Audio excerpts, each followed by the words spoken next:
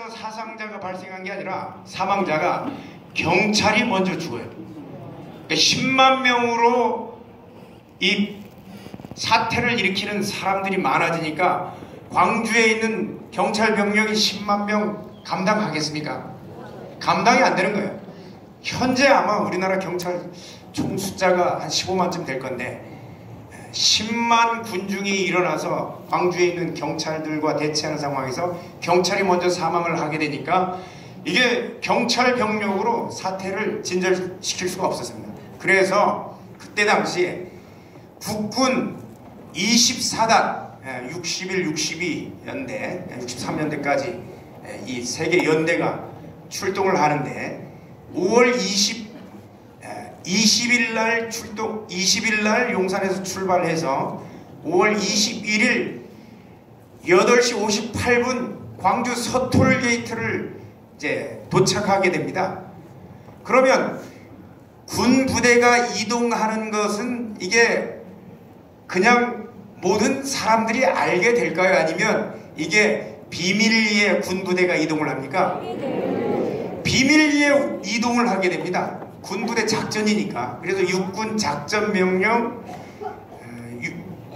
80-22호입니다. 22호 작전명령에 따라서 이 24단이 이동을 하게 되는데 이동을 해서 용산에서 광주 서톨게이트까지 이동을 했는데 그 다음날 오전에 도착하는 그 시간에 정확하게 맞춰서 광주 시민군 대학생들이라고 구성된 시민군 300명이 군 이동 경로에 습격해 있다가 군부대를 공격했습니다.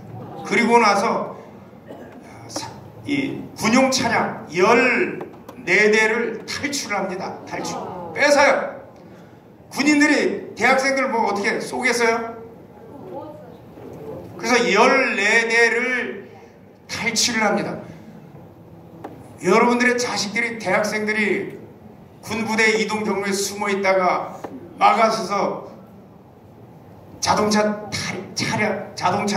탈취하는 여러분들의 자녀들 이렇게 교육한 적 있습니까? 그럼 광주에 있는 시민들이 그렇게 하라고 자녀들한테 시킬 수 있겠습니까? 이상한 점이 하나죠. 두 번째는 차량을 탈취하자마자 그 차량을 가지고 14대에 옮겨 싣고 총알같이 어디로 가느냐? 그때 당시에, 그때는 광주 광역시가 아니죠. 전남입니다. 전남 각 지역에 있는 광주시부터 각 지역에 17개 시군이 있는데 17개 시군에 38군데 무기고로 달려갑니다. 무기고로 달려가요. 무기고로 달려가서 무기를 소총은 카빈총, M1총 해서 소총을 54,003개 소총을 탈취하고 총알은 288,838 수류탄 270개 다이너마이트 1000개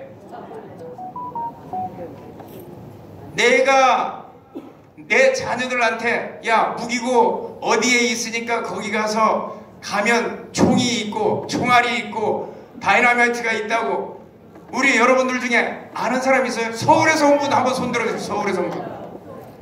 서울 어느 지역에 어느 무기고에 가면 그게 있다고 여러분들 아세요?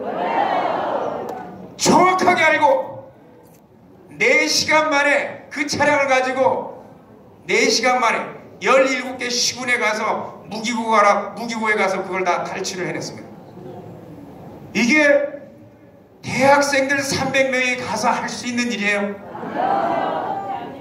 무기 탈취하고 나서 어떻게 했습니까? 또 다시 아세아 자동차, 기아 자동차에 이제는 현기차에 전부 다 이제 통합이 됐는데 그때 당시에 아세아 자동차가 장갑차, 군용 트럭들이 있었습니다. 뭐 여러분들 5돈반, 2돈반짜리 군용 트럭 아시죠? 이런 군용 트럭하고 장갑차가 넉 대, 군용 트럭이 374대가 있었습니다. 차량들을 총들 들고 가서 아세아 자동차 가서 장갑차 넉 대와 374대의 군용 트럭들을 탈취한 거예요.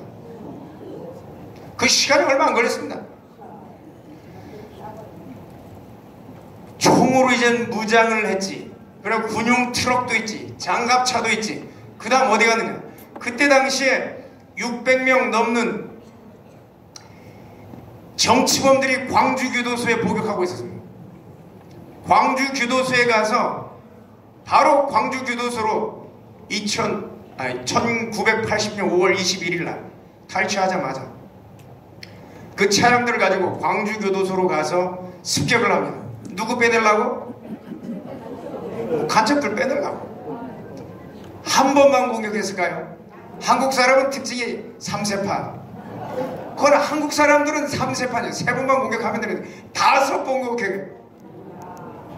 그러니까 우리는 3세판인데 5판 하는 거 보면 여러분들의 자녀들 그렇게 5번씩 가서 총 들고 와서 교도소 습격하겠습니까?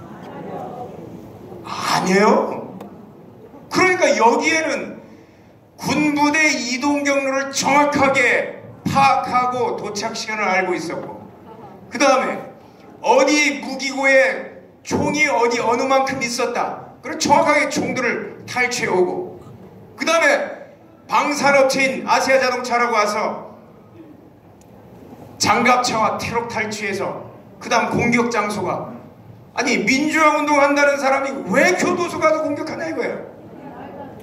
아니 시민군들이 만약 계엄군하고 대치했으면 계엄군하고만 같이 대치하면 될 일이지 왜 교도소로 갑니까? 그 교외에 있는데, 외곽에 있는데. 교도소는 여러분 내비게이션 쳐보면 교도소가 나와야 안 나가요? 안 나와요. 교도소도 보안지역이라. 그러나 교도소는 제가 알려드릴게요. 톨게이트 있잖아요. 톨게이트 옆에 있습니다. 다. 그 근처에 다 있어요. 왜요? 이송하기 쉽게.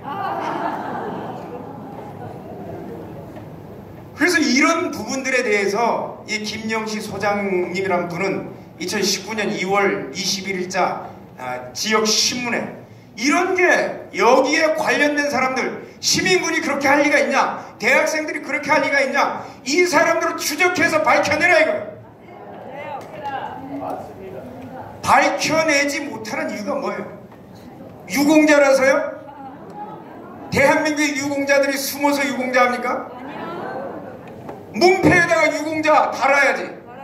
6.25 참전 유공자 문패 옛날에 있었습니까? 없었습니까? 있었잖아요. 독립유공자 문패에 있습니까? 없습니까? 있어요. 이 집은 독립유공자다. 6.25 참전 유공자다. 왜? 대한민국을 위해서 헌신한 사람들이고 그분들에 대해서 우리가 존경하려고. 그런데 광주 유공자들은 왜 유공자 명패를 안 달아요? 공개도 못하고. 이분이 지적하는 것 중에 5번째가 왜 유공자 명단 공개 안 하냐. 그리고 아까 오전에도 얘기했지만 카빈 소총, 뭐 군사 지식은 저는 육군 출신이 아니고 해군 출신이라서 소총 잘 몰라요. 그렇지만 검색을 해보면 그래도 이제 저희들은 총에 대해서는 장교 출신들이니까 다 배워요. 뭐 일반 사병도 배우지만 M16 소총은 총알이 5.56mm 씁니다. 총알이 5.56mm 쓰고, 그 다음에 총이 안에, 총구멍 안에 보면 선이 6개 선이 이렇게 돌아가면서 홈이 파여져 있습니다. 이걸 6조 우선이라고 하는데 오른쪽으로 파여 있습니다. 그럼 카빈 소총은요, 계엄군은 M16 소총을 썼고 시민군은 탈취한 소총이 M1 소총하고 카빈 소총이에요. 카빈 소총은 홈이 있어도 4개만 있는 거예요. 4조 우선. 그 다음에 총알은 5.56mm가 아니라 7.62mm를 씁니다. 총알이 같아요? 달라요? 카빈 소총이 훨씬 총알이 커요. 총상을 보면 아까 오전에 황규학 박사님이 얘기했지만 총상을 보고 군의관들이 그냥 눈치로 북한 용어로 대갈통으로 그거 판단합니까? 총상 보면 알 수가 있는 거예요. 왜? 총알이 다르니까. 그리고 파인 흔적도 다르고. 그래서 카빈 총상이라고 얘기를 하는 거예요. 그러면 사망자 중에 85%는 계엄군이 없는 데서 발생했습니다. 사망자의 75%는 카빈 소총에 의해서 116명 중에 85명이 카빈 소총에 의해서 사망한 거로 돼 있고, 그럼 이거를 밝혀야 될 거 아니에요. 누가 쐈는지. 대한군은 M16 총을 썼고 M16 총알 총상하고 카빈 총상은 다른데, 이런 부분들이 우리 국민들이 그런 짓을 했다기, 광주 시민들이 그런 짓을 했을 거라고 생각하기가 어렵다는 거예요.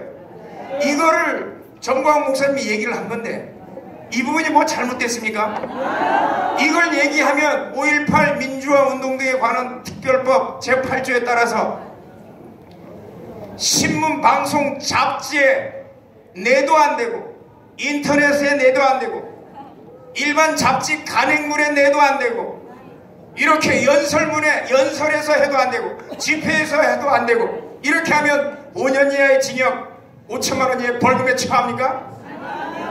그래서 이런 법을 폐지해야 된다는 거예요. 그리고 진실은 어떻게 해요? 밝혀져야 된다는 거예요. 마치겠습니다. 감사합니다.